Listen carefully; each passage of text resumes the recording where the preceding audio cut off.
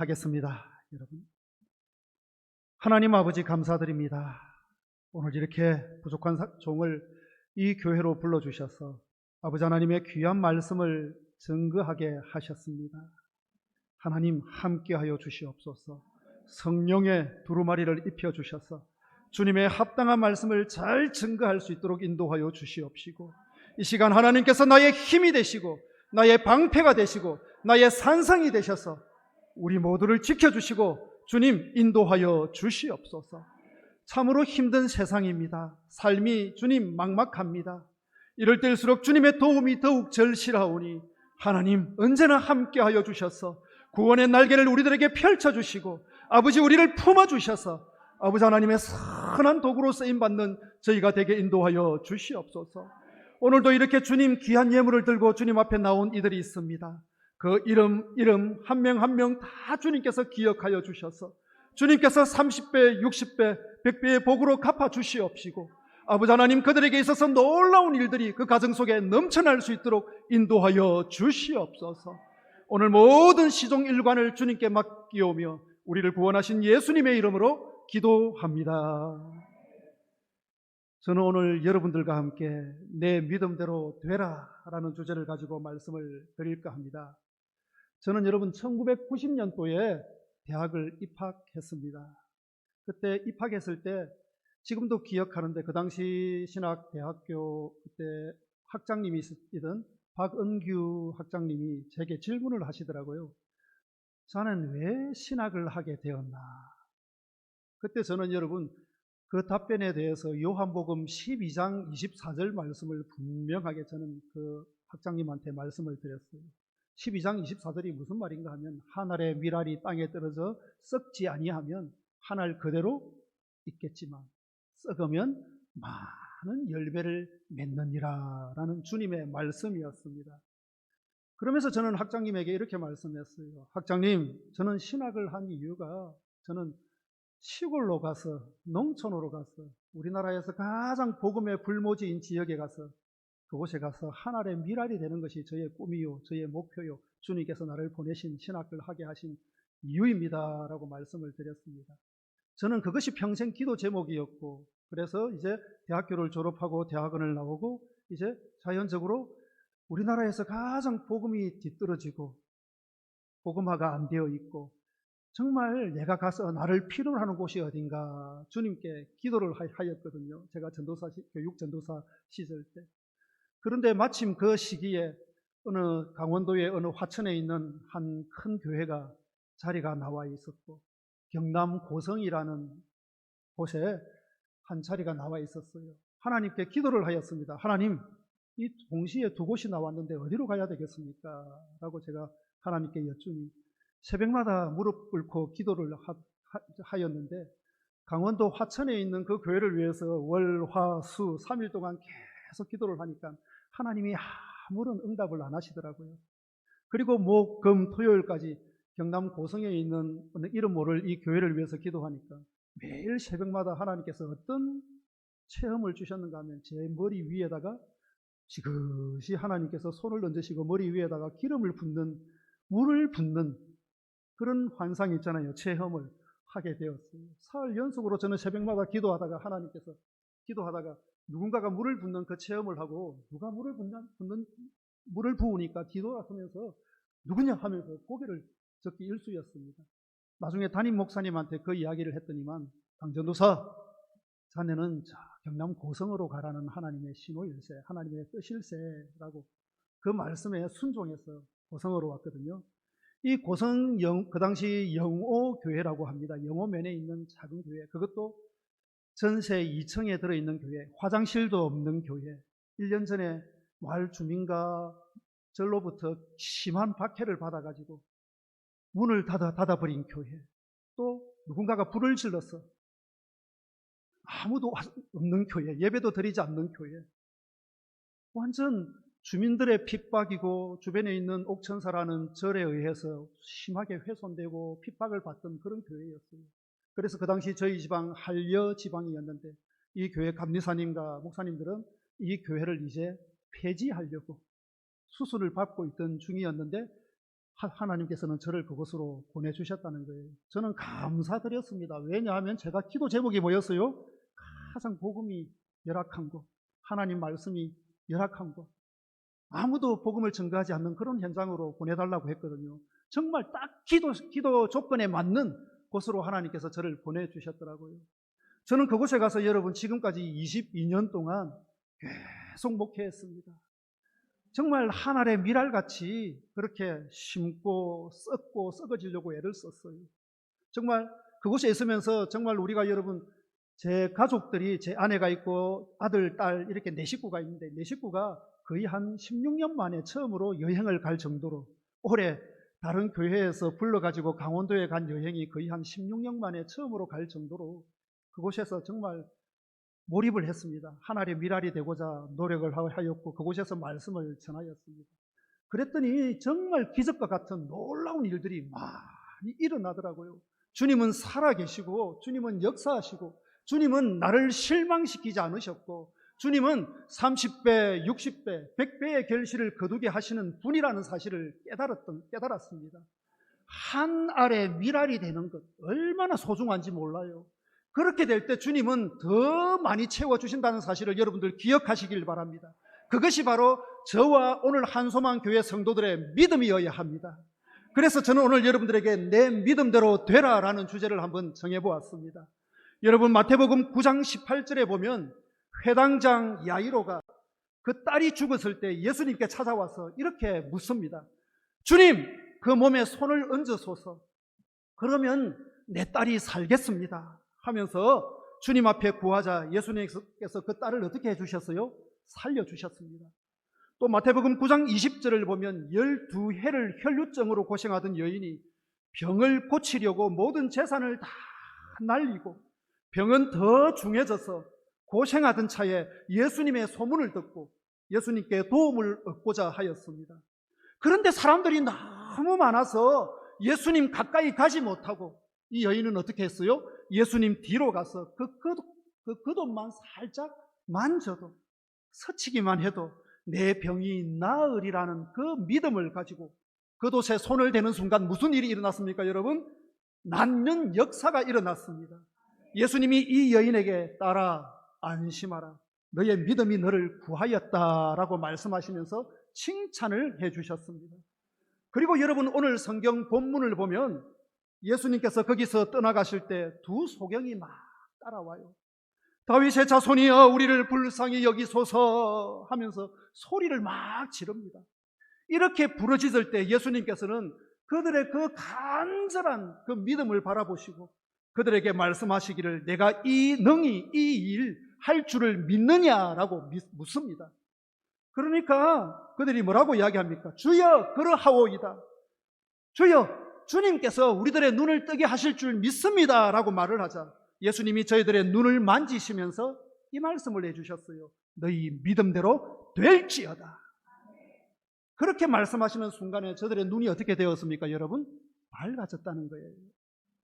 사랑하는 여러분, 우리가 이 사건들을 가만히 곰곰이 여러분 생각해 볼 때 믿음이라는 것이 얼마나 큰 복이 되며 믿음이 얼마나 큰 능력이 나타나게 만들어주는가를 우리는 금방 깨달을 수가 있습니다. 도대체 믿음이 무엇이길래 믿음으로 눈을 뜨고 믿음으로 죽은 자를 살리고 믿음으로 12년 동안 고생하던 혈루증을 고치게 할까요? 그 믿음, 여러분, 도대체 그 믿음이라는 게 뭐기에 그렇게도 복이 되고 그렇게도 큰 능력을 가져오게 하는지 오늘 말씀을 통해서 우리가 여러분 한번 살펴보아야 합니다. 이 시간 여러분 하나님께서 나에게 주시는 음성을 들으시는, 그리고 그 하나님께서 주시는 복이 무엇인지 깨닫는 자가 복이 있는 줄 믿습니다. 자, 여러분, 이 세상에서 가장 여러분 복이 있는 사람이 어떤 사람일까요? 이 세상에서 가장 복이 많은 사람은 어떤 사람이겠습니까? 저는 그게 바로 믿음을 가진 사람이라고 생각합니다. 물론 돈이 많고 여러분 뭐 복받았다고 할 수 있을 것이고 출세한 사람도 복받았다고 할 수 있을 것이고 세상에서 유명한 인물이 되는 것도 복받았다고 할 수 있을 것입니다. 하지만 그보다도 가장 큰 복을 받은 사람은 저는 바로 믿음을 가진 사람이라고 확신합니다. 주 예수 그리스도를 향한 이 믿음이 없으면 우리는 뭐예요? 아무것도 아닌 존재라는 사실입니다. 그 이유는 먼저 믿음으로 여러분 영원한 생명을 얻기 때문입니다. 할렐루야! 여러분, 죽은 사람이 살아나고 생명을 잃어버릴 사람이 생명을 얻게 되는 것도 귀하지만 영원히 하나님 나라에 그곳에서 영생을 얻게 되는 것, 영원히 살게 되는 것, 그보다 더 큰 복은 어디 있겠습니까? 혹시 여러분들 중에 이 세상의 삶이 우리들의 인생이 끝이라고 생각하십니까? 아니에요. 우리 믿는 사람들은 저 천국의 소망을 가지고 가는 사람들입니다. 그렇기 때문에 여러분, 믿음이 있는 사람이야말로 저 천국의 주인이라고 할 수가 있는 것입니다. 주 예수 그리스도를 향한 이 믿음, 그러니까 없으면 천국의 주인이 될 수 없다는 거예요. 영원한 생명을 가질 수가 없다는 것입니다. 그래서 성경은 이는 저를 믿는 자마다 멸망치 않고 영원한 영생을 얻게 하려 하심이니라고 주님께서는 말씀하여 주셨습니다. 둘째로 믿음이 있는 사람이 가장 복 있는 자인 두 번째 이유는 믿는 자에게는 어떤 일이 능치 못할 일이 없기 때문입니다. 마가복음 여러분 9장 23절에 보면 믿는 자에게는 능치 못할 일이 없느니라고 예수님이 분명하게 말씀하여 주셨습니다. 어떻게 여러분 믿는 자에게 능치 못할 일이 없는 것일까요? 첫째로 믿는 자에게는 하나님의 능력이 임하기 때문이에요. 내가 똑똑하고 내가 잘나고 내가 능력이 있는 것이 아니라 나는 부족하고 나는 모자라고 나는 항상 연약해요, 어리석어요. 그런데 하나님이 계시니까 그 능력이 함께하니까 능치 못할 일이 없더라는 것입니다. 여러분, 믿음을 가진 혈육적 여인에게 하나님의 능력이 임하자 세상 사람들이 12년 동안이나 애를 써도 못 고친 병이 고침을 받게 되었습니다. 믿는 자에게는 능치 못할 일이 없느니라, 즉 해결하지 못할 일이 없다는 말씀입니다. 성경을 보면 여러분, 우리가 잘 아는 내용입니다. 중풍병자를 네 사람이 짊어지고 예수님께 나아왔습니다. 사람이 너무 많았기 때문에 어떻게 했어요? 문으로 들어갈 수가 없었어. 지붕으로 올라가서 지붕을 뜯었어. 그 네 곳에 줄을 매달아 가지고 엘리베이터처럼 밑에서 말씀 전하시는 예수님 앞으로 어떻게 했어요? 친구 네 사람이 이 중풍병자를, 자기 친구를 그렇게 내렸습니다. 참 기이하고 신기하고 대단한 장면이죠. 얼마나 그 친구가 대단했으면, 얼마나 그 친구를 사랑했으면 이런 방법을 동원해가지고 예수님께로 데리고 오고 싶었을까? 그런 생각을 우리가 하게 됩니다. 그 환자가 예수님 앞으로 쫙 내려왔을 때 예수님이 뭐라고 말씀하셨습니까? 예수님은 두말할 것도 없이 그 자리에서 그 중풍병자에게 이런 말씀을 하셔요. 내 죄 사함을 받았느니라. 일어나서 너의 침상을 들고 가라. 이렇게 말씀하여 주셨습니다. 저들의 믿음을 보시고 주님께서는 그냥 어떻게 하셨어요? 은혜를 그냥 막 베풀어 주신 것입니다. 그리고 여러분, 여리고 마을에 소경 바디메오가 예수님이 지나가신다는 말을 듣고 바디메오가 어떻게 소리를 지릅니까? 다윗의 자손이여 나를 불쌍히 여겨 주소서라고 얼마나 악을 쓰면서 고래고래 고함을 질렀던지 뒤에 있던 사람들이 귀가 깜짝 놀라면서 그죠? 완전 환장할 지경입니다. 그래서 어떻게 했어요? 좀 조용히 해라, 좀 잠잠히 해라 라고 고함을 질렀어요. 그러니까 바디메오가 어떻게 했습니까? 네 하면서 다윗의 자손이여 나를 불쌍히 여겨주소서 뭐 이렇게 이야기했어요.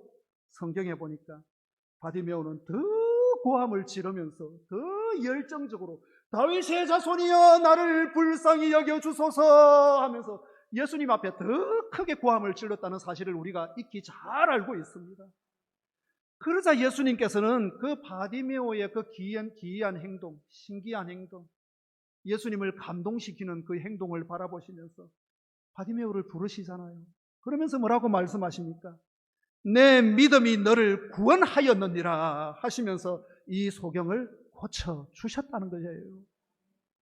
여러분, 시로 페니키아, 즉 가나안 여인이죠. 가나안 여인도 주님 앞에 나와서 귀신 들린 딸을 고쳐달라고 어떻게 했습니까? 끈질기게 매달렸잖아요. 그런데 이 예수님이 계속 못한다고 하시잖아요. 그런데 이 여인의 기이한 행동이 하나 뭐예요? 예수님이 이 여인을 시험하사 개라고 막 그렇게, 그죠? 깎아서 내렸는데 이 여인은 어떻게 하셨어요? 어떻게 했습니까? 주여, 개들도 주인의 상에서 떨어지는 부스러기를 먹지 않습니까? 그거라도 좀 주십시오라고 막 주님한테 간절한 그 모습을 보입니다. 이 기이한 모습, 감동적인 믿음의 모습을 바라보고 주님께서 뭐라고 말씀하십니까? 딸아, 안심하라. 내 믿음이 너를 구원하였느니라 하시면서 주님이 그 가나안 여인에게 은혜를 베풀었다는 사실을 우리가 성경을 통해서 잘 알고 있습니다.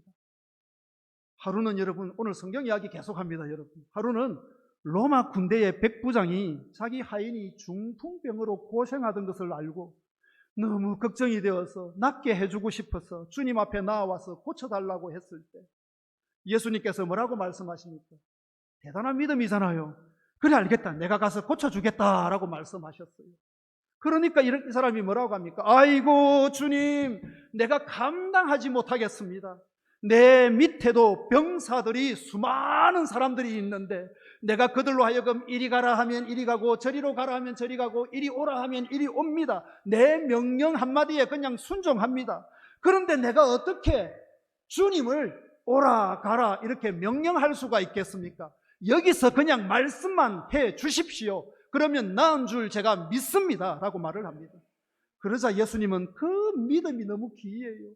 그 사람이 너무, 그 행동이 너무 대단한 거예요. 그래서 주님께서는 그 믿음을 보시고 이스라엘 가운데 내가 이만한 믿음을 가진 자를 만나보지 못했노라 하시면서 은혜를 베풀어 주셨다는 사실을 우리가 잘 알고 있습니다.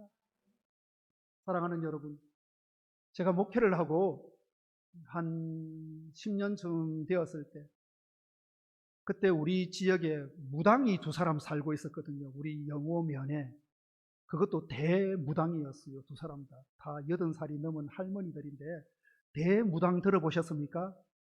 저는 여러분 대무당이 옛날에는 뭔지 몰랐는데 대무당이란 무당들의 스승이에요.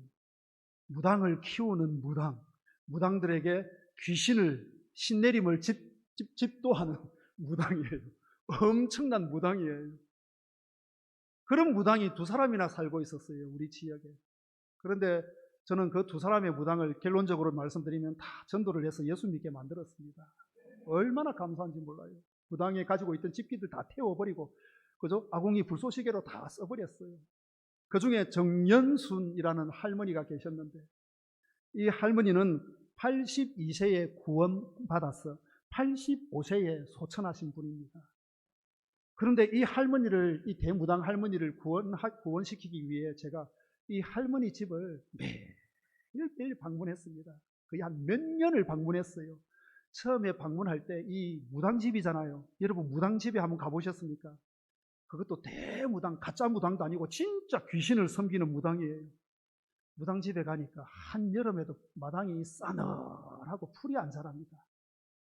제 몸에 닭살이라고 하잖아요. 소름이 막 돋아요. 엄청나게 몸이 떨립니다. 보통 무당이 아니에요. 할머니하고 마주 보고 있으면 눈싸움 비슷한 걸 하면 엄청나게 영적으로 힘듭니다. 굉장히 힘들 정도로, 영적으로 충만해지지 않으면 정말 그 무당한테 사로잡힐 정도로 굉장히 서슬프른 눈매를 가지고 있는 할머니였어요. 이 할머니한테 처음에 다가가서 복음을 전하니까 이 할머니가 처음에는 어디서 예수쟁이가 왔냐면서 빗자리를 들고 저를 몇 대 때리고 저는 도망가고 그랬어요. 그러면 여러분 제가 다시 안 갈 줄 알죠. 또 그 다음날 되면 또 찾아갔습니다. 찾아가가지고 할머니가 붕어빵을 좋아하시니까 붕어빵 사들고 요구르트 사들고, 할머니가 당뇨가 좀 있어서 검은 콩도 좀 들고 가고 막 그랬거든요. 그럴 때마다 제가 사가지고 온 거 다 집어 던지고 재수 없다라고 소금 뿌리고, 그리고 할머니가 제가 하고 나면 또 구슬합니다. 귀신을 막 부릅니다. 재수 없다고 막 그랬어요. 약 한 3, 4년을 이 할머니 집을 매일 방문하면서 이 할머니를 위해서 매일 기도하면서 하나님, 이 불쌍한 영혼, 귀신을 섬기는 저 영혼 구원받게 해 주십시오. 우리 지역에 무당이 웬 말입니까? 하나님 적어도 무당이 없어지고 귀신을 섬기는 저런 사람들이 없게 해주십시오라고 하나님 앞에 얼마나 기도했는지 몰라요. 그리고 어느 날 이 할머니 댁에 갔습니다. 할머니가 굿을 하고 있더라고요. 둥둥둥둥둥 치면서, 그죠? 굿을 하고 있더라고요. 이 할머니를 어떻게 할까? 집안의 문을 빼꼼 열고 하나님이 마침 지혜를 주더라고요. 할머니라고 고함을 크게 질렀어요. 할머니라고 이야기하니까 할머니가 굿 둥둥둥둥 치고 있다. 한참 굿을 하고 있다가 누가 밖에서 고함을 지르니까 문을 열었습니다. 저는 그때 할머니 모르게 뒤에 탁 숨었어요. 또 혼날 줄 알고. 그러니까 할머니가 다시 들어가요. 다시 들어가서 둥둥둥둥 하면서 막 굿을 하고 있어요. 혼자서. 그래서 다시 한 번 더 문을 열고 할머니! 하고 하니까 그리고 또 저는 옆에 숨어버렸어요. 그러니까 할머니가 또 보더만 또 문 닫고 들어가더라고요. 3번 그랬습니다. 참 예의 없죠. 저 어르신을 불러놓고 말도 안 하고. 그런데 전도하려는 방법이었어요. 하나님이 주신 지혜예요. 그리고 4번째로 이제 할머니라고 불렀어요. 그러니까 할머니가 문을 열더라고요. 할머니 뭐 하고 계셨습니까? 하니까 예수쟁이 싫어서 굿하고 있었다고. 그러면서 할머니가 이제 하도 3, 4년을 그렇게 매일 만나다 보니까 친해졌어요. 이제 인간적으로 솔직하게 안 친해질 수가 없잖아요. 제가 맛있는 거 계속 가지고 오고 할머니한테 안부 전하고 이런 사람이 어디 있습니까? 젊은 사람이 맨날 찾아와가지고 할머니 이야기 들어주려고 막 오니까 이제 좀 인간적으로 친해졌거든요. 할머니 잘 계셨죠? 할머니 하면서. 그래 할머니 오늘은 예수 믿으라고 이야기 안 할 테니까 할머니 그냥 저하고 이야기랑 나눕시다 라고 이야기했어요. 그러니까 할머니가 그러자 하더라고요. 그러면서 할머니가 제게 이름 물어요. 조금 전에 굿을 하고 있는데 누군가 귀신인가 밖에서 할머니라고 부르더라면서. 이게 대다 싶었어요. 몇 번 부르던가요? 하니까 한 3번 정도 불렀죠 할머니 하니까 어떻게 알았냐고 나한테 막 그렇게 하더라고요. 내가 한 건데 할머니는 모르더라고요. 그러면서 제가 할머니 손을 꼭 잡으면서 할머니 정말 할머니한테 제가 부탁드릴게요. 귀신 섬기지 말고 할머니 이참에 갈아탑시다. 갈아탑시다 하고 했어요. 할머니가 뭘 갈아타라고 하더라고요. 귀신 섬기지 말고 하나님으로 갈아타요. 할머니 좀 그랬으면 좋겠습니다. 제가 3년 넘게 이렇게 매일 할머니 집으로 왔는데 할머니 제 소원 하나 들어주십시오. 할머니하고 많이 친해진 상태예요. 이제 감정적으로도. 그러니까 할머니가 곰곰이 생각하더라고요. 그러면서 제가 할머니한테 물어봤어요. 할머니 한 75년 동안 귀신을 섬겼다고 하시던데 귀신 섬기니까 어때요 할머니? 평안하던가요? 살만하던가요? 뭐 복 많이 받던가요? 라고 물어보니까 할머니가 한숨을 에휴 쉬시면서 75년 동안 귀신한테 맨날 시달렸대요. 협박을 받았고 고생만 했다고 이야기하더라고요. 병도 주고 자기한테 있는 거 빼앗아가고 도적질 해가고 가만히 들어보니까 성경 말씀이 생각나더라고요. 도적이 오는 것은 죽이고 멸망시키고 빼앗는 것뿐이잖아요. 마귀가 주는 것이 똑같아요. 이렇게 무당 할머니가 간증하는 거예요. 똑같아요. 너무 힘들었다고. 늙으니까 이제 귀신도 자기를 이제 버리려고 한다. 그리고 매일 괴롭힌다. 이용만 해먹고 매일 괴롭힌다라고 이야기를 하더라고요. 그러니까 제가 할머니한테 그 성경 말씀을 전해주면서 할머니 제 말 꼭 들으세요. 귀신이 주는 거는 죽이고 빼앗고 멸망시키는 것 뿐이에요. 하지만 하나님으로 갈아타시면 예수님은 생명을 주시되 더 많이 풍성하게 주시는 분이 바로 예수님입니다 라고 말씀을 드렸어요. 그러니까 할머니가 말을 안 하시더라고요. 가만히 계시더라고요. 할머니 가만히 생각해 보시고 나한테 다음에 이야기해 주이소 라고 하면서 인사드리고 나왔어요. 그런데 그 다음날 되니까 할머니가 저를 찾아왔더라고요. 교회에 있는데 이번에는 할머니가 붕어빵 2,000원치를 사들고 저한테 찾아왔어요. 뭔 일입니까 할머니? 웬일입니까? 하라고 할머니를 억수로 제가 반겼거든요. 그러니까 할머니가 다 앉아서 당신 이야기를 어릴 때부터 무당이 어떻게 되어서 무당이 되었는지 75년 동안 귀신을 섬기던 이야기 쭉 해주시는 거예요. 그걸 한 2시간 들었습니다. 쭉 해주시는데 그런데 자녀들도 다 할머니 곁을 다 떠나고 집에 안 찾아오고 엄마가 무당이니까 아무도 안 찾아오고 할머니 혼자 그렇게 사시는데 할머니가 너무너무 불쌍하게 느껴지더라고요. 할머니 제가 하는 기도 따라 하실 수 있겠어요? 하니까 손잡고 그렇게 하겠다라고 하더라고요. 그래서 할머니를 영접 기도를 시켰습니다. 하나님, 나는 죄인입니다. 나는 어디서 와서 어디로 가는지 모르고 이렇게 인생을 귀신을 섬기면서 살았습니다 하면서 이렇게 하면서 예수님을 이제 영접합니다라고 이렇게 이제 그런 기도를 쫙 했습니다. 하고 나서 제가 할머니가 아멘 하고 나서 제가 할머니를 안고 막 안아주고 기뻐했거든요. 그리고 할머니한테 이런 말씀을 드렸어요. 할머니, 오늘부터 한 일주일 이상 정도 아마 밤에 귀신이 큰 난리를 펼 거예요. 예수 믿었으니까 할머니 얼마나 귀신이 싫어하겠어요. 할머니 눈에는 귀신이 보이잖아요 하니까 할머니가 고개를 끄덕끄덕 하더라고요. 정말 무섭다고 하더라고요. 귀신이 할머니 눈에는. 무당 눈에는 보이는가 봐요.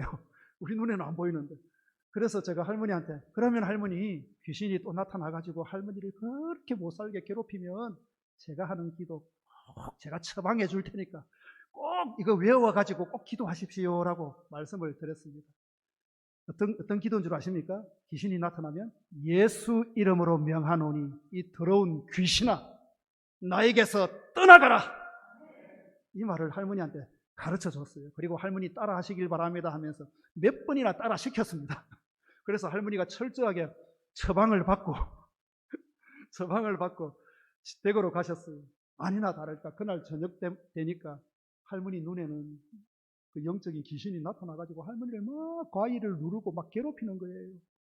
그래서 할머니가 처음에는 막 힘들어하고 굿을 다시 할까라고 생각하다가 제가 했던 이야기, 제가 가르쳤던 그죠?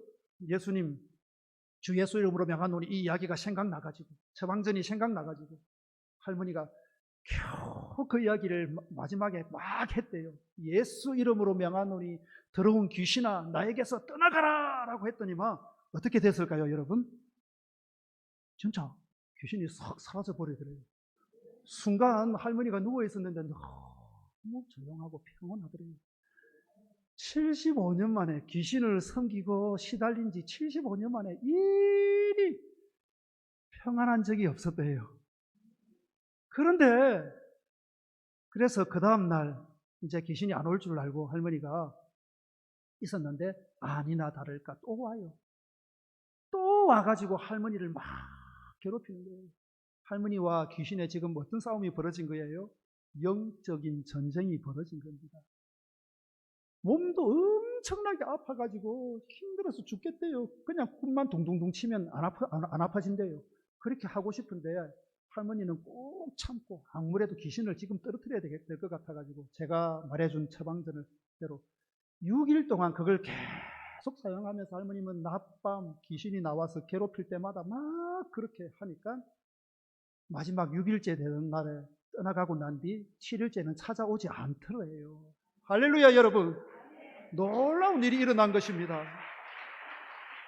그때 7일째가 되어서 할머니가 어떻게 하셨을까요? 붕어빵을 사들고 2,000원짜리 붕어빵을 사들고 저한테 찾아오셔가지고 그 이야기를 들려주시는 거예요. 정말 목사님이 처방해준 대로 이렇게 하니까 귀신이 일주일 만에 떠나가고 자기는 지금 너무 좋대요. 이제 안 찾아오니까. 그리고 이제 하루, 이틀, 사흘 이렇게 계속 지나가니까 할머니는 계속 저한테 그게 인상 깊었는지 계속 이야기를 합니다. 목사님, 너무 평안해요. 너무 좋아요. 몸도 안 아프고 너무 기뻐요. 하면서 당신이 82년을 사셨는데 82년을 살면서 이리 행복한 마음이 편하고 몸도 편했던 적이 없었노라 라고 저한테 이야기를 하시더라고요. 그때부터 할머니는 이제부터 할머니의 이제 기이한 하나님을 향한 행동이 이제 믿음 생활이 시작이 됩니다. 매일 할머니는 귀신을 섬기던 그 습관을 쫓아서 이제는 누구를 섬기게 됩니까? 갈아탔잖아요. 하나님을 섬기게 돼요. 매일 하나님 교회로 옵니다. 뭘 들고요? 붕어빵 2,000원치를 사들고 매일 하나님께로 와가지고 교회에 오면 여러분 여기 꽃꽂이 그 배가 있잖아요. 꽃꽂이 옛날 거 하면 그죠? 그 위에다가 붕어빵 2,000원치를 탁 얹거나 아니면 강단에 여기에다가 목사님 설교하는 이 강단 위에다 탁 얹어 놓고 할머니는 밑에 딱 내려가서 이래 합니다. 이걸 하고 할머니는 어디를 합니까? 집으로 가시는 거예요.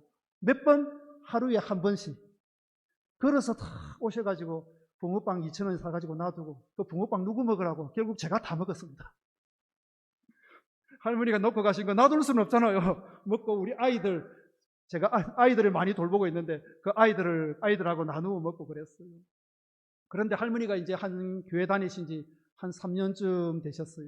참, 그리고 할머니는 주일날 예배 드리러 오시면 항상 뒤에 헌금하면 헌금을 안 하고 꼭 헌금함을 가지고 오면, 그래서 여기 딱 놓으면 앞으로 나오셔가지고 그 사람들 사이로 나오셔가지고 딱 놓고 예배 중인데 이렇게 하고 가십니다. 제가 빤히 바라보고 있는데 저는 할머니를 내버려 뒀습니다. 왜? 바뀌었잖아요. 귀신을 섬기던 옛날에 우상 앞에 절하던 그 습관이, 지난 82년의 습관이 이제는 하나님 앞으로 바뀌었잖아요. 하나님 앞으로 바뀌었거든요. 그 모습이 너무 아름다웠어요. 우리 예수님이 바라보시기에 얼마나 귀하고 그 믿음이 아름다웠을까라고 생각하니까 감사가 되더라고요, 여러분. 이렇게 할머니는 한 3년 반 정도 그렇게 예배를 드리고 그렇게 사시다가 어느 날 할머니께서 저에게 찹쌀을 가지고 오시더라고요.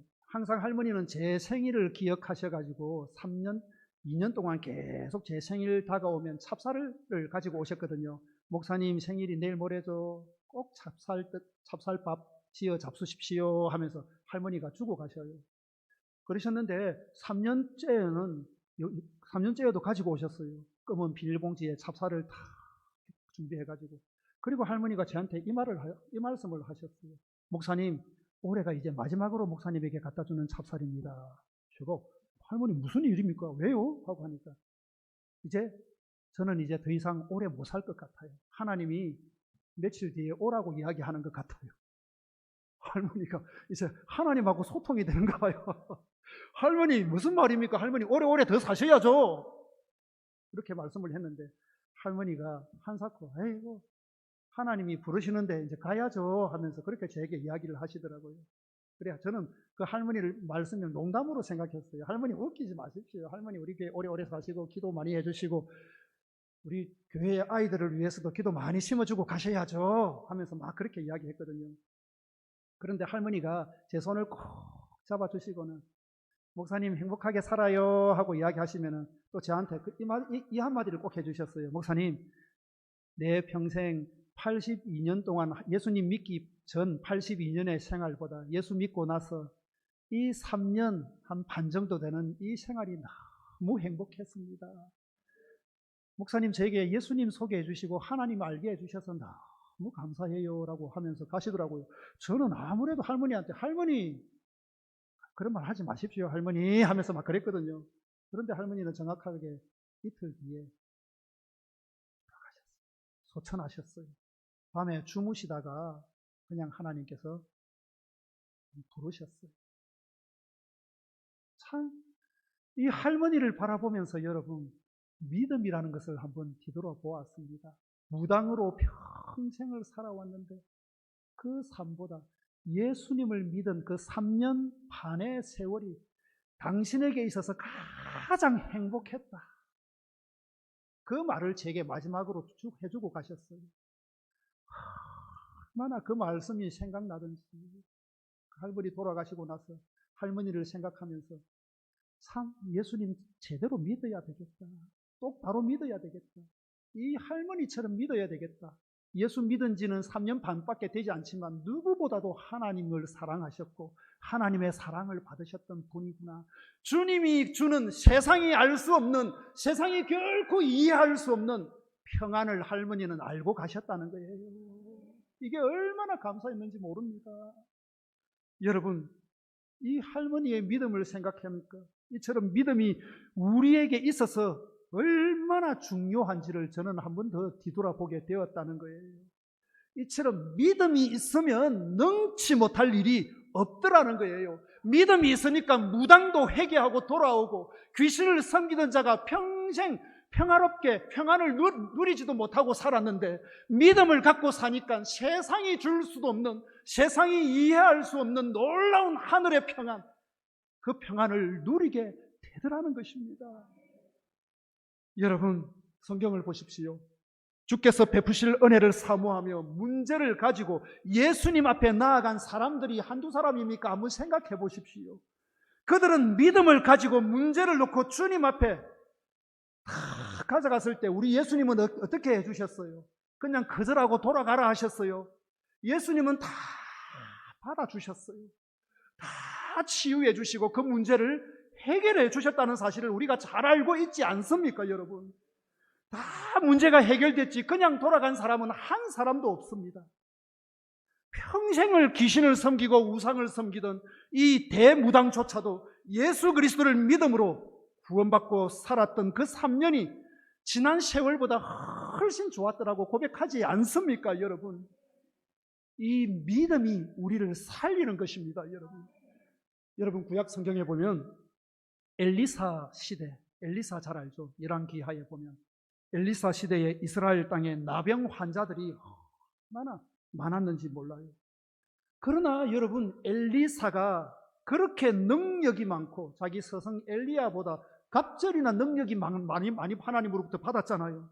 그렇게 능력이 많고 그렇게 굉장한 인물이지만 엘리사를 찾아와서 나병을 고쳐달라고 말한 사람은 누구뿐이었어요? 성경에 보니까 이스라엘 사람들은 한 명도 없고 이방인 아람 사람 나만 한 사람밖에 없다라고 그렇게 말씀하시면서 통탄해 하시던 분이 누구셨어요? 예수님이셨어요. 이스라엘 땅에 그 엘리사라는 하나님의 능력의 종이 있었는데 하나님의 능력이 그 사람을 통해서 역사했는데 아무도 엘리사를 찾지 않았다는 거예요. 문제를 가지고 찾질 않았다는 거예요. 예수님이 설교하실 때 말씀하신 거예요. 오늘날에도 여러분 엘리사 시대만 생각하지 말고 오늘날도 생각해 보십시오. 예수님이 똑같이 통탄해 하시는 것 같습니다. 오늘날 작금의 대한민국 기독교를 바라보면서 예수님이 얼마나 마음 아파하실까? 우리의 뭐 없음을 바라보고요, 믿음 없음을 바라보고 얼마나 예수님이 마음 아파하실까? 그런 생각을 합니다. 정말 기가 막히고 한심한 일인 거예요. 그렇게 능력이 있고 이스라엘 백성들 앞에서 굉장한 소문난 인물인 걸 안다면 웬만하면 나에게 한번 손 얹고 기도해달라고 한다든지 그렇게 부르짖을 만한데 이스라엘 백성 가운데 한 사람의 나병 환자도 고침받은 사람이 없었다는 겁니다. 하나님은 여러분 고쳐주실 준비를 다 해놓고 있는데 하나님은 우리의 기도를 들으시려고 지금도 하늘나라 전화기는 24시간 평생 돌아가고 하나님 그 곁에 계시는데 우리가 따르릉 전화해 주기를 기다리고 계시는데 부르짖는 자가 없고 찾아오는 자가 없고 하나님 앞에 도움을 구하는 자가 없다는 거예요. 이스라엘 백성의 원수인 나라의 장군이고 하나님도 잘 모르는 이방인 나아만은 엘리사에게 가면 고침받는다라고 말하는 노예 그 꼬맹이 여자아이한테 그 이야기를 듣고 당장 가잖아요. 그래서 나와서 돌아갔잖아요. 그런데 하물며 이스라엘의 수많은 환자들이 엘리사에게 찾아갔다면 어땠을까요? 당연히 고침받았죠. 왜 못 받겠습니까? 많은 무슨 돈이나 보물을 가져와야 한다고 고쳐준다면 또 모르겠지만 나만이 그렇게 많은 보물을 가져왔는데 엘리사가 받았습니까? 거절하잖아요. 누구든지 그냥 오기만 하면 고쳐줬을 겁니다. 그런데 아무도 안 왔습니다. 엘리사에게 오지 않았다는 거예요. 얼마나 속상합니까? 우리 주님께도 마찬가지입니다, 여러분. 주님께 찾아온 사람 중에 그냥 주님이 돌려보낸 사람 성경 속에는 한 사람도 없습니다. 다 병고침을 받았고 귀신 들린 사람은 귀신이 나가고 소경은 눈을 뜨고 안전뱅이는 일어났습니다. 그리고 각종 삶의 문제를 가지고 있는 사람들이 다 주님에게 와서 위로를 받고 사람다운 대접을 받게 되었고 인격적인 만남을 갖게 되었고 위로를 받게 되었더라는 것입니다. 그냥 간 사람은 한 사람도 없어요. 모두가 다 문제를 해결받고 돌아갔던 것입니다. 이처럼 여러분 믿음은 이러한 엄청난 파워, 힘을 가지고 있습니다. 그리고 그 중심에 주 예수 그리스도, 저와 여러분의 주님이 그곳에 계십니다. 예수님은 여러분 어떤 분이십니까? 어제나 오늘이나 영원토록 과거나 현재나 미래나 똑같은 분이셔요. 성경 속에 엘리사 시대에 역사하신 주님은 오늘날 이 시간에도 이 한 소망교회 속에서도 역사하시는 주님과 동일한 하나님이십니다. 그런데 여러분, 우리는 늘 의심하고 불안해하며 염려와 걱정으로 살아갑니다. 그리고 주님 앞에 행동으로 나아가질 않고 부르짖지 않아요. 세상 것을 더 의지합니다. 다른 사람을 의지하고 무슨 책을 의지하고 다른 어떤 정보가 뭐가 있는지 의지하고 하나님을 찾지 않아요. 하나님은 우선순위에서 밀려서 한 10번째 순위로 전락한 존재가 되고 말았던 거예요. 사랑하는 여러분, 믿음은 저는 항상 이야기하지만 저희 교회에서도 크게 세 가지로 구성되어 있다고 생각합니다. 믿음의 단계는 세 단계가 있다고 저는 생각합니다. 첫째로 하나님을 아는 단계예요. 둘째로는 하나님을 신뢰하는 단계입니다. 세 번째로는 하나님을 뭐 하는 거예요? 사랑하는 단계. 하나님을 알고 하나님을 신뢰하고 하나님을 사랑하는 것, 이 세 가지로 저는 믿음이 이루어져 있다라고 저는 생각합니다. 하나님을 정말 알게 되는 것, 아주 믿음의 초보 단계죠. 우리가 예수님 맨 처음 믿었을 때를 한번 돌아가 보십시오. 이야, 정말 하나님이 뭐 하시는구나? 살아계시는구나. 그게 믿어지더라는 거예요. 정말 예수님이, 하나님이 우주를, 천지를 창조하셨구나라는 사실을 인정하고 받아들이는 단계가 하나님을 아는 단계입니다. 이제 그 사람은 이제 믿음이 생겨난 거예요. 저희 교회에 아내의 전도로 14년 만에 예수님을 믿은 한 남편이 있습니다. 이분은 아주 합리적이고 지적이고, 그죠? 이분은 행정고시까지도 공부한 사람이라서 아주 합리적이고 지적이고 어떤 그런 지식을 갈구하는 사람입니다. 그런데 아내가 교회 나가는 걸 항상 못마땅하게 생각했어요. 그런데 이 아내가 남편을 위해서 완전 그냥 하늘의 미랄이 된 겁니다. 남편 구원을 위해서. 그러니까 13년 만에 전도해서 예수 믿게 만들죠. 나중에 주일은 교회 안 가고 수요일 날 우리 교회에서 이제 성경 공부를 하니까 나가서 목사님하고 한번 성경 공부라도 한번 해봅시다. 내 평생 소원이에요, 여보 하면서 막 그렇게 꼬셨습니다. 전도를 했어요. 남편은 한사코 거절하다가 14년 만에 나왔어요. 나오게 되었는데 성경 공부를 하잖아요. 우리 시골인지라 교인들이 많지는 않거든요. 앉아가지고 성경 공부를 딱 하는데 우리는 그 새신자반이라는 그 책을 가지고 공부를 합니다. 이재철 목사님이 쓰셨던 그 양육 교재가 있는데 처음 오신 분들 그렇게 하는, 그게 맨 처음에 보면 태초에 하나님이 천지를 창조하시니라부터 시작이 되거든요. 시작이 되는데 그 구절을 다 읽는데 이분이 뭐라고 이야기하시는 줄 알아요? 지금 간증하면 그분은 목사님, 제가 처음에 교회 나왔을 때 그 성경 공부를 하는데 그걸 딱 보면서 이런 세상에 거짓말이 어딨나 이런 생각을 했대요. 그리고 이제 성경 공부를 하고 나서 나눔을 하잖아요. 그 읽었던 내용에 대해서 우리가 받은 은혜를 나눔하는데 그분은 앉아서 이런 생각을 했대요. 야, 천하의 거짓말쟁이들은 여기 다 입만 번지르르하게 살아있고 말만 잘하고 말만 살아있다, 입만 살아있다, 말은 어찌 저리 잘하는지 하면서 그렇게 생각했대요. 그런데 하루 이틀 이게 지나가서 한 6개월 정도 되니까 이분이 제게 뭐라고 이야기하는 줄 알아요?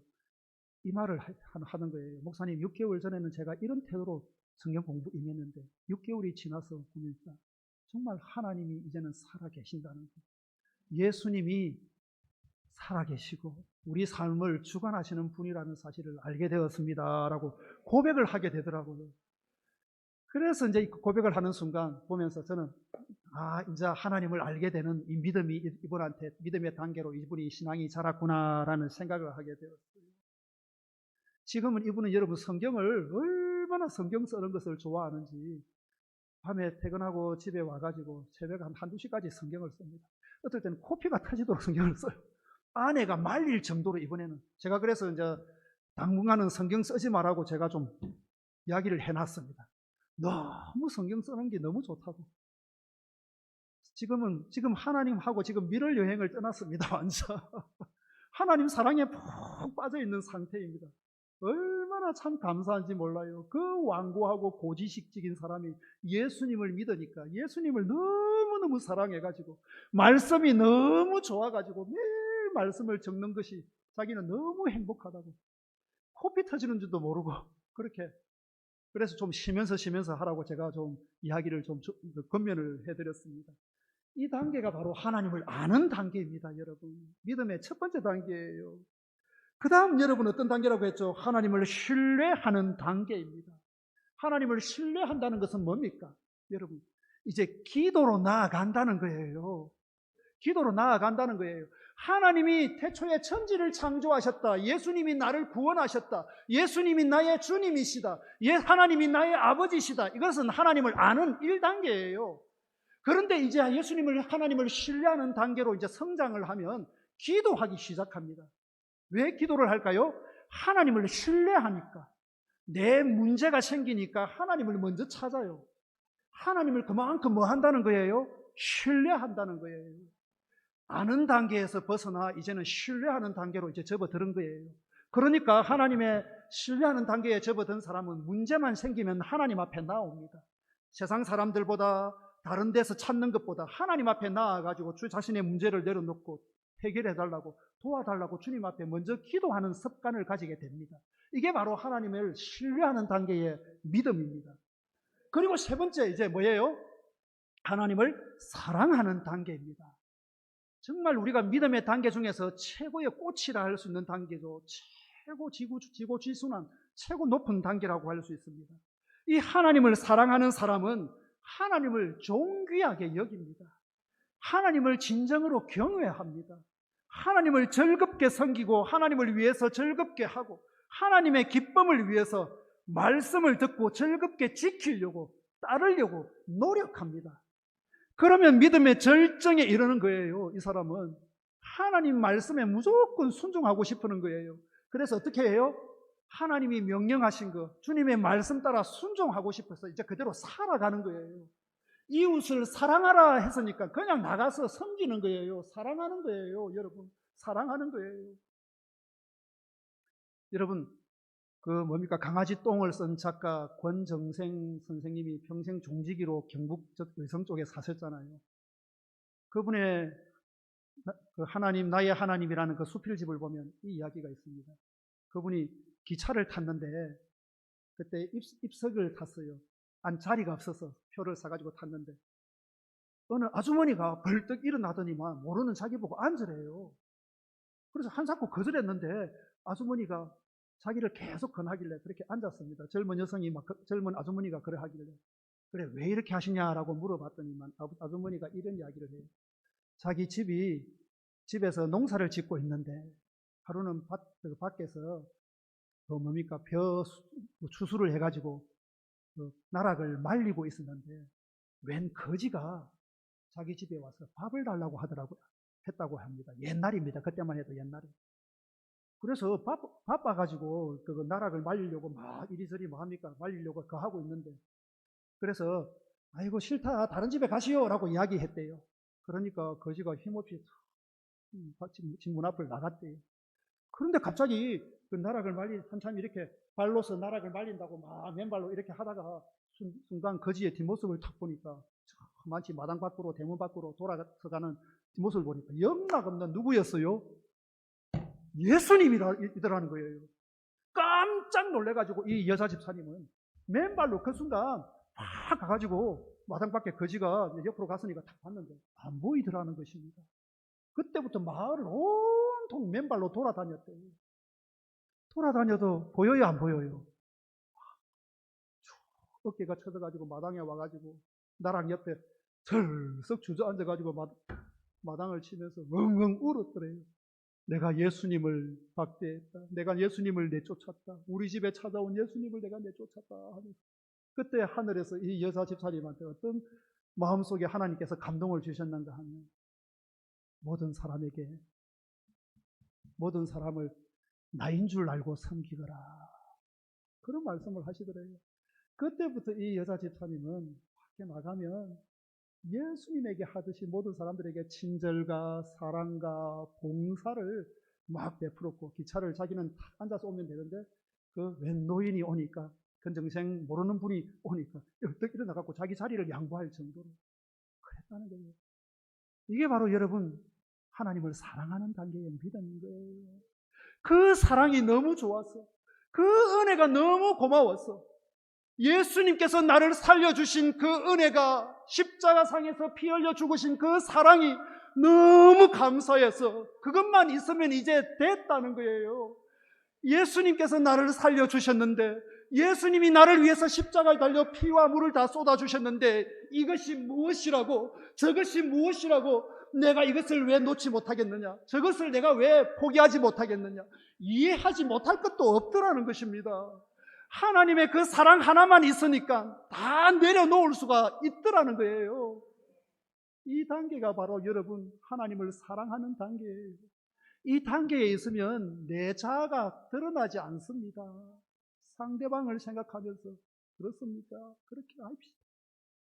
기꺼이 내가 양보하겠습니다. 내 것이 옳다 하더라도 포기하겠습니다. 내 것을 내려놓겠습니다. 화목을 위해서, 평화를 위해서 기꺼이 그리하는, 자기가 손해보더라도. 이게 바로 여러분 하나님을 사랑하는 단계예요. 하나님을 사랑하니까 그거 하나만으로도 족하다는 거예요. 그 나머지는 그냥 괜찮다, 이게 뭐라고 저게 뭐라고 내가 다 양보할게, 그렇게 되더라는 것입니다. 그게 바로 뭐예요? 나는 죽고 예수로 사는 삶인 거예요.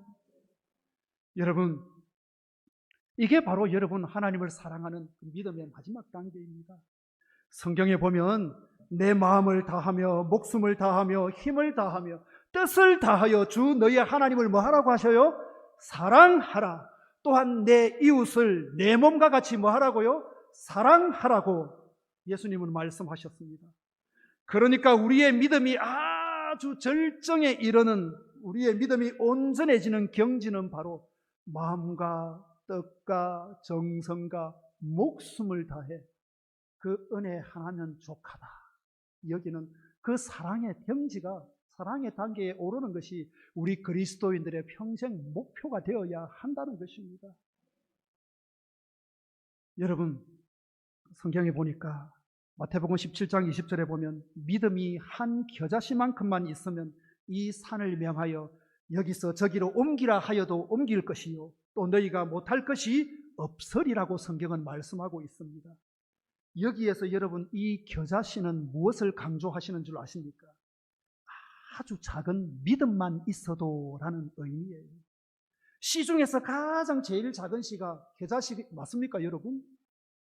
저는 겨자씨 보니까 손톱에 때만 해요 진짜. 아마 겨자씨보다 더 작은 씨가 있으면 모르겠지만 어쨌든 겨자씨는 아주 작아요. 손톱에 낀 때 같아요. 때 같아요.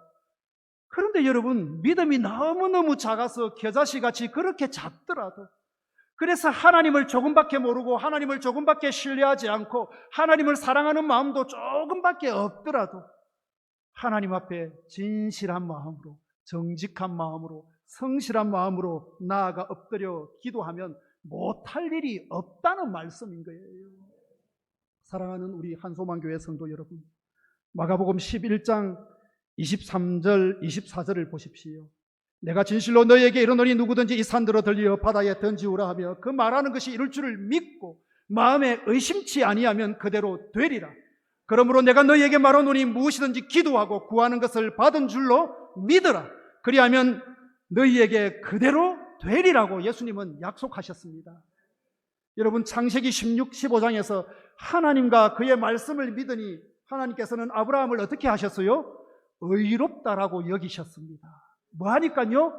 믿으니까 의롭다라고 여기신 거예요. 그래야 하나님께서는 아브라함을 믿음의 어떤 사람으로? 조상으로, 열국의 아버지로 삼아 주셨습니다. 또 사무엘상 17장에서 다윗을 보십시오. 이 다윗이 골리앗과 싸우러 나갈 때 믿음으로 물맷돌 몇 개를 준비했습니까? 5개를 준비하지 않았습니까? 아마 5개만 준비해도 대단한 믿음이에요. 골리앗은 칼과 단청과 엄청난 그 청룡 언월도 같은 창을 들고 있는데 다윗은 그에 못지않게 칼과 창으로 무장했어야 됨에도 불구하고 그는 하나님을 믿는 믿음으로 물맷돌 5개만 있으면 되겠다라는 생각으로 나아간 거예요. 대단하죠. 이것도 대단한 믿음이에요. 그런데 하나님은 그 믿음을 보시고 골리앗과 싸울 때 물맷돌 몇 개를 사용하게 하셨습니까? 하나만 사용하도록 하셨어요. 그게 바로 어떤 믿음이, 어떤 승리입니까? 넉넉하게 이기게 하는 하나님이 주신 믿음의 승리라는 것입니다. 또한 여러분 구약의 인물 요셉을 한번 생각해 보십시오. 요셉이 얼마나 하나님을 신뢰하였고 기도를 많이 했습니까? 날마다 하나님이 함께 하셔서 범사에 형통하고 하나님이 함께 하시는 증거가 막 나타나기 시작했습니다. 여러분 보십시오. 요셉이 채색 옷을 입고 아버지 야곱의 사랑을 듬뿍 받을 때 하나님이 형통한 자였다라고 요셉을 칭찬하셨습니까? 아니면 요셉이 구덩이에 빠지고 애굽의 노예로 잡혀가고 종살이를 하고 감옥에 있을 때 하나님께서 요셉을 형통한 자라고 칭찬하셨습니까? 후자죠. 요셉이 고난당할 때, 요셉이 감옥에 있을 때, 요셉이 성폭행범으로 몰려가지고 억울하게 감옥 생활을 할 때 하나님은 그러한 요셉을 어떻게? 형통한 자라고 창세기 39장에 보면 거듭 요셉을 형통한 자라고 칭찬하시는 장면이 등장한다는 사실을 우리가 잘 알 수가 있습니다. 여러분, 그 요셉이 왜 형통한 자가 되었을까요? 아직 요셉은 복을 안 받았는데 고난 가운데서도 구덩이에 던져지더라도 억울한 일을 겪더라도 그 가운데서 믿음을 잃지 않고 나와 함께 하시는 하나님, 나를 통해 일하시는 하나님, 나를 통해 복을 주시는 하나님, 나의 삶을 통해서 인정하시고 나를 이끌어 주시는 하나님을 믿었기 때문에 요셉은 여러분 나중에 하나님으로부터 애굽의 총리가 되는, 그리고 이스라엘 역사에서 그저 큰 획을 긋는 하나님의 구원 사역에 쓰임받는 위대한 인물이 되었다는 사실을 우리가 잘 알고 있는 거예요. 그게 바로 형통한 자의 모습이라는 것입니다. 그러므로 사랑하는 우리 한소망교회 성도 여러분, 내가 고난당할 때, 내가 힘들 때, 내가 어려움을 겪을 때가 곧 어떤 때입니까? 하나님이 나를 형통하다라고 인정해 주실 때라는 사실을 잊지 마십시오. 그 하나님을 믿고, 여러분 하나님이 나와 함께 하심을 믿고 그 믿음으로 우리가 든든히 무장할 때 결국은 우리로 하여금 하나님은 역정케 하시고 승리케 하실 하나님이라는 사실입니다. 이걸 우리는 믿고 살아가야 된다는 것입니다. 절대로 하나님은 우리가 잘 나갈 때 형통하다라고 말씀하지 않으십니다. 우리가 못 나가고 우리가 눈물을 흘릴 때, 우리가 고통 겪을 때, 고난 당할 때 하나님은 우리의 믿음을 보시고 형통하다. 한소망교회 성도들아, 너희들이 형통한 존재들이다. 형통한 내 딸이다. 형통한 내 아들이다 라고 하나님은 말씀하시는 거예요. 이제 우리의 그 믿음을 하나님 앞에 보여주기만 하면 되는 것입니다. 사랑하는 여러분, 또 할머니 이야기 한번 할게요. 오늘 예배 시간이 좀 길어지는데 괜찮겠습니까? 할머니가 한 분 계시는데, 강무정이라는 할머니가 계시는데 이 이야기만 하고 꼭 마치도록 하겠습니다. 이 할머니가 87살이에요. 참 시골에는 할머니들이 많아요. 할아버지들은 일찍 요절하시고 할머니들은 오래 사셔요. 경로당에 가면 할아버지들이 없어요. 할머니들한테 왜, 제가 물어봤어요. 여러분들 시골에 있으니까 목회자가 어르신들 많이 만나보거든요. 손금 싹 다 거짓말이에요. 제가 할머니 중에 손금 없는 분들도 많아요. 90세, 100세 되시는 분, 물론 달아서도 없어지겠지만. 할머니 왜 할아버지들은 왜 오래 못 살아야 하니까? 술 처먹고. 할머니들 표현이 그래요. 술 처먹고 바람 피우니까 그렇지. 할머니들이 한 사건 또 두 가지를 이야기합니다. 할아버지들이 빨리 죽는 이유가, 돌아가시는 이유가 술 많이 먹어서, 바람을 많이 피워서, 그래서 마누라 속을 많이 썩어서 빨리 죽더라. 제가 할머니들을 항상 많이 만나잖아요. 항상 똑같은 이야기를 해요. 10년 전이나 20년 전이나 지금이나 그 레파토리는 어떻게 똑같은지 할머니들이, 사람들은 바뀌는데 주제는 똑같아요. 그 결론은 똑같아요. 할머니들의 결론은. 정말 그런지는 모르겠지만 어쨌든 할머니들이 오래 사셔요. 그 중에 이 87세 강무정 할머니는 경로당에 가서 제가 전도한 할머니입니다. 이 할머니 전도는 시골의 어르신들 전도 같은 경우에는 그냥 꾸준히 전도하는 거예요. 언제까지? 돌아가실 때까지. 22년을 제가 있었잖아요. 어르신들 수시로 만나고 그분들 기도해드리고 그분 가정을 한 번씩 방문해가지고 뭐가 부족한지 찾아보고 도와드리고 그랬습니다. 그렇게 참 하면서 살았어요. 계속 관계를 맺으면서, 쉽게 말하면 관계 전도 같은 거죠. 그렇게 해서 계속 찾아갔어요. 이 할머니도 그렇게 해가지고 교회를 다니시다가 이제 예수님을 믿고 이렇게 교회를 다니시다가 1년 뒤에 돌아가셨어요. 88세 때에 돌아가셨는데, 이 할머니는 예수 믿고 나서 기도 제목을 한 가지 꼭 가지고 있더라고요. 하루는 할머니한테 할머니 제가 기도해 드릴게. 할머니 기도 제목이 뭐예요? 라고 하니까 할머니께서 당신의 자녀들이, 자식들하고 손주들이, 7남매인데 7남매 아들, 딸들하고 손주들이 한 20여 명인데 예수 믿었으면 좋겠다. 다 교회 다녔으면 좋겠다라는 것이 기도 제목이었다고 해요. 이 할머니는 몸이 불편한데도 한 번은 교회 오시다가 탁 쓰러지셨어요. 몸이 불편하시니까 지팡이 짚고 오시다가 쓰러지시는데, 그래서 여기에 찰가상을 입었는데 할머니 병원 갈까요? 타세요 라고 하니까 주일인데 괜찮다면서 자기는 예배 드릴 거라고 그러실 정도로 이상하게 할머니들 예수 믿으니까, 뒤늦게 믿으니까 믿음이 대단해요. 그래서 교회 가서 이게 간단한 부시딘 같은 거 바르고 예배를 드리고 그렇게 늦게 이제 병원 갔던 적도 있는데, 이 할머니가 평소 그런 기도 제목을 가지고 사셨는데, 그래서 할머니가 돌아가셨어요. 그런데 이 자녀들이 참 양반이었어요. 어머니가, 자녀들은 아무도 교회 안 다녔거든요. 다 불신자들이었는데, 어머니가 그래도 1년 정도 교회 다녔다고 저에게 와서 장례식을 치러달라는 거예요. 참 그래도 양반이죠. 목사님한테, 목사님, 우리 어머니가 1년 정도 교회 다녔고, 목사님이 지난 수년 동안 우리 어머니에게 와서 자식들보다 다 극진하게 잘해줬다는 소식을 주변 동네 분들한테 이야기 듣고 저희들도 알고 있습니다. 목사님이 우리 어머니 좋은 데 가시게 장례식 좀 치러주세요 라고 이야기하더라고요. 그래서 제가 장례식을 치러주러 갔습니다.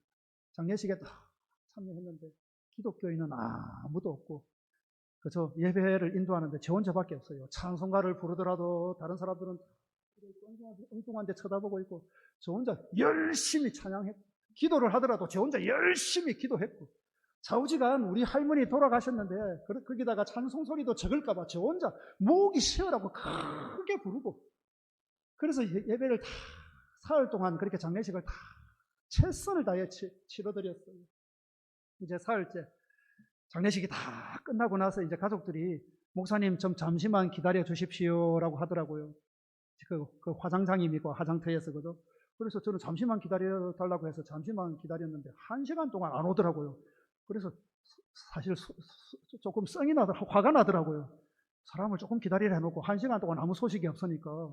그런데 1시간 뒤에 딱 왔는데, 목사님, 우리 가족들끼리 모여서 회의를 했습니다. 열띠게 회의를 했는데 그중에 가장 큰 아들 되는 분이 제 손을 잡더니만, 목사님, 우리 가족 전체가 이제부터 교회 다니기로 이제 다 결심을 했습니다. 목사님 앞에 약속합니다. 어머니의 기도, 그 신앙 따라서, 어머니의 유언 따라서, 참 그래서 제가 양반이라고 하는 거예요. 어머니의 유언을 우리가 꼭 지켜드리고 싶습니다. 우리가 다 교회 나가겠습니다 라고 하는 거예요. 저는 그때 얼마나 할렐루야 라고 했는지 몰라요. 여러분, 성경에 보니까 고넬료 가정에 가서 베드로가 가서 말씀을 전하니까 주 예수를 믿어라, 그리하면 너와 내 집이 구원을 얻으리라 하니까 그 집안이 다 예수 믿게 되었잖아요. 나는 사도행전에 나오는 이야기인 줄 알았더니만 우리 동네에도 이런 일이 일어나는 걸 보고 얼마나 하나님께 감사했는지 모릅니다. 여러분, 얼마나 감사했는지 몰라요. 그래서 그 이후로 그분들은 이 할머니 이제 기일만 되면 고향으로 오셔서 산소배로 오고 저를 불러가지고 뭐 예배도 좀 진행해달라고 말씀도 하시고 그러셔요.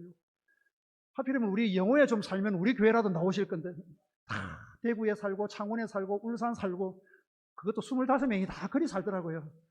우리 교회는 아무도 안 오고 다 엉뚱한 데 가서 다른 교회 잘 섬기고 있다는 소식을 지금도 듣고 있습니다. 그래도 얼마나 감사한지 몰라요. 여러분들, 그게 얼마나 감사한지 모릅니다. 여러분, 사랑하는 여러분, 이처럼 여러분, 믿음이라는 게 얼마나 소중한지 몰라요. 아까 정연순 무당 할머니의 그 믿음, 이 강무정 할머니의 믿음, 비록 예수 믿은 지는 얼마 되지 않았지만, 그래서 그 믿음의 단계가 뭐 1단계인지 2단계인지 3단계인지는 모르겠지만 너무 미약하지만 귀신을 섬기던 습관이 하나님에게로 바뀌었어. 그 열심을 하나님께로 돌리니까 하나님께서 최고의 평안을 주셨고, 1년 동안 매일같이 예배를 사랑하고 몸이 아파도 예배 드리러 나오고 기도를 포기하지 않고 매일 기도하니까, 심으니까 자녀들이 구원받고 손주들이 구원받는 역사가 일어나더라는 것입니다. 이것이 바로 믿음의 힘이라는 거예요. 믿음은 여러분 2000년 전 성경 속에만 존재하는 것이 아니라 오늘날에도 생생하게 존재한다는 것을 여러분들은 기억하셔야 합니다. 그래서 예수님은 오늘날에도 동일하게 저와 여러분들에게 내 믿음대로 되리라, 이렇게 주님은 말씀하고 계신다는 것입니다. 우리 찬송가 300장 연주 좀 잠시 부탁드리겠습니다. 사랑하는 여러분, 며칠 전에 기독교 CTS 방송국 열방을 향하여라는 팀에서 나와가지고 우리 교회를 나흘 동안 촬영하고 갔습니다. 나흘 동안 PD 두 사람이 와서 촬영을 하고 갔습니다. 아동사역하는 거, 어른들, 교인들 가정에, 그리고 믿지 않는 가정에 가서 제가 기도하는 걸 허락하지 않으니까 담벼락에 밖에 나가서 담벼락에다가 손을 얹고 기도하는 모습 촬영해갔어요. 그리고 모든 우리 교회에서 섬기는 어떤 그런 사역들을 다 취재해 갔는데, 마지막에 이제 저에게 인터뷰 마지막 이제 물을 때 마지막 인터뷰가 이거였습니다. 목사님에게 예수님은 어떤 분이십니까? 여러분들은 뭐라고 이야기하고 싶습니까? 나에게 있어서 예수님은 어떤 분입니까? 그때 저는 여러분 이 사진을 보여줬어요. 제 기도 책상에 제 기도 골방이 있거든요. 제 전용 기도 골방이 있는데 거기에 이 액자가 있습니다. 이 액자를 놓고 기도하기 전에 이 액자를 저는 항상 바라보고 나서 기도합니다. 그때 저는 그 PD에게 이렇게 말했습니다. 선생님, 나사렛에서 온 한 목수, 그 예수님이 생각납니다. 나에게 있어서 예수님은 목수입니다. 라고 그런 말을 해드렸습니다. 이 그림을 한번 보십시오, 여러분. 예수님이 지금 무릎에 무엇을 탁 들고 계시죠? 웬 나무 토막, 그죠? 웬 나무 토막을 탁 들고 계십니다. 저 나무 토막은 어디에서 왔을까요? 저 나무 토막을 한번 보십시오. 집 짓기에는 애매하고 그냥 뭐 목침으로나 쓸까? 별 쓸모없는 나무예요. 어디 뭐 건축 자재에서 버려진 나무예요. 저 똥가리예요, 똥가리. 사용되고 남은 찌꺼기 똥가리예요. 그런데 예수님은 저걸 어디서 들고 오셨는지, 들고 와가지고 당신의 무릎에 탁 얹고서는 아주 작은 개인용 손대패를 가지고 뭐 하고 계셔요? 다듬고 계시는 그림입니다. 저는 저걸 항상 보면서 제 삶을 항상 뒤돌아보며 묵상하곤 합니다. 나사렛에서 온 한 목수. 우리는 여러분 아주 보잘것없는 그저 흔한 나무 토막에 불과한데 그게 뭐가 좋다고 그것을 집어서 주 예수님은 정성을 다해서 아무 쓸모짝도 없는 우리를 아름다운 작품으로 지금 다듬고 계시는 거예요. 예수님 무릎에 있는 저 쓸모짝 없는 저 나무 동가리가 나라고 생각하십시오. 그 나를 주님은 품에 안으시고 무릎에 탁 앉으시고 다듬고 계셔요. 지금 주님이 뭐라고 이야기할 것 같습니까? 한소만 교회 성도들아, 넌 나의 기쁨이다. 넌 나의 자랑이다. 넌 나의 자존심이란다. 주님은 그렇게 말씀을 하시는 것 같아요. 여러분 성경을 보시면 그 옛날에 하나님께서 마귀에게조차도 자랑하고 싶은 사람이 한 사람 있었죠. 누군지 아십니까? 욥이에요, 욥. 하나님이 얼마나 욥을 사랑하셨고 욥의 믿음이 사람 중에서 얼마나 아름다웠으면 누구에게조차 자랑을 하고 싶어 하셨어요? 마귀에게조차 자랑을 하고 싶어 하셨습니다. 욥은 하나님에게 있어서 그런 존재예요. 욥은 하나님에게 있어서 하나님의 마지막 자존심이었어요. 자랑이었어요. 그처럼 하나님은 저와 여러분을 보시고 아들아, 나의 딸아, 넌 나의 자랑이란다. 너는 나의 소중한 아들이야. 너는 나의 딸이야. 코로나19로 세상살이가 너무 힘들지? 걱정하지 마. 내가 잘 다듬어 줄게. 내가 함께 할게. 걱정하지 마라. 너는 나의 자랑이야. 너는 나의 자존심이란다. 주님은 그렇게 말씀하고 계시는 거예요. 사랑하는 여러분, 우리 모두 천국 가는 그날까지 하나님의 자랑이 되었으면 좋겠습니다. 정말 주님이 나와 함께 하시고 주님을 알고 주님을 신뢰하고 주님을 사랑하는 믿음을 가지고 어떠한 상황 속에서도 주님은 내 곁에 계신다는 확신을 가지고 살았으면 좋겠어요. 여러분, 없다, 무엇이 없다 할 때 없다 있잖아요. 비읍 있고 시옷 있는 거. 저 경상도에서 왔기 때문에 발음이 좀 이상하더라도 좀 이해해 주시기 바랍니다. 없다에서 유래된 파생된 말이 뭔 줄 아십니까? 엄마가 아기를 없다해요. 없다. 뭐 물건이 없어지는 것하고 엄마가 아기를 없는 거하고 그것이 바로 없다에서 파생되었다고 합니다. 왜 그런 줄 아십니까? 엄마가 아기를 업으면 아기 편에서 보십시오. 엄마 얼굴을 볼 수 있어요, 없어요? 엄마 얼굴을 볼 수 없어요. 그렇죠? 엄마 얼굴이 보이지 않아요. 그런데 아기와 엄마의 관계는 지금 어떤 관계입니까? 최고로 밀착되어 있는 관계잖아요. 그냥 없는 것도 아니고 거기에 뭘까지 포대기로 또 꽁꽁 싸맸잖아요. 묶었잖아요. 엄마한테 붙어있는 관계. 아기 눈에는 엄마가 안 보여요. 엄마 안 보여요. 그렇지만 가장 가까이 붙어있을 때가 엄마 등에 엎였을 때라는 거예요. 이걸 생각해요. 그래서 없다에서 없다가 파생되었다고 합니다. 하나님이 없는 것처럼 보일 때가 많잖아요. 하나님이 안 보여서 내 눈에 안 보여요. 하나님이 안 보여요. 하나님이 없는 것처럼 느껴져요. 그래서 힘들어요. 지쳐가요. 괴로워요.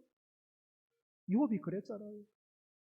그런데 하나님은 우리를 뭐 하고 계신 거예요? 업고 계신 거예요. 천국의 포대기로 우리를 통통 묶고 계시는 거예요. 힘들 때 여러분 주저하지 말고, 아기가 엄마가 없는 줄 알고 엄마라고 엄마 등 뒤에서 부르니까 엄마가 어떻게 해요? 어이구 우리 새끼 일어나서 라고 하니까 아기가 엄마가 있다 생각하고 또 편안히 잠들잖아요. 힘들 때, 하나님 안 보여서 힘들 때 주저하지 말고 주님 힘들어요 도와주세요 라고 하나님 앞에 나와서 간절히 구해보세요. 주님이, 내가 힘들 그때에 주님이 가장 친밀하게 가까이 계신다는 사실을 꼭 기억했으면 좋겠습니다. 이 코로나19 시대의 이 위기, 우리 기독교의 위기라고 하는데, 아니면 어찌 보면 하나님에게 가장 가까이 붙어 있는 때가 지금이라고 저는 생각해요. 이때 어떻게 해야 돼요? 주님을 믿고 부르는 거예요. 주님을 믿고 의지하는 거예요. 주님을 믿고 예배하는 거예요. 그러면 머지 않은 장래에 하늘의 미랄이 되어서 그 주님을 믿고 열심히 달려간 나를 위해서 주님은 30배, 60배, 100배 놀라운 결실을 우리들을 위해서 예비해 놓으신다는 것입니다. 사랑하는 여러분, 세상을 이기는 이김은 이것이니 우리의 믿음이라고 성경은 이야기하고 있습니다. 주님을 향한 변함없는 큰 믿음. 오늘 제가 말씀드리고 싶은 게 이거예요. 이 믿음 꼭 기억하셔서 이 시기에 주님 앞에 언제나 가까이 나아가시는, 주님을 찾으시는 저와 여러분들이 되시기를 주의 이름으로 간절히 축원합니다. 우리 찬송가 300장 크게 한번 찬양하시겠습니다. 내 마음이 낙심되며 근심에 눌릴 때 우리 가사를 생각하며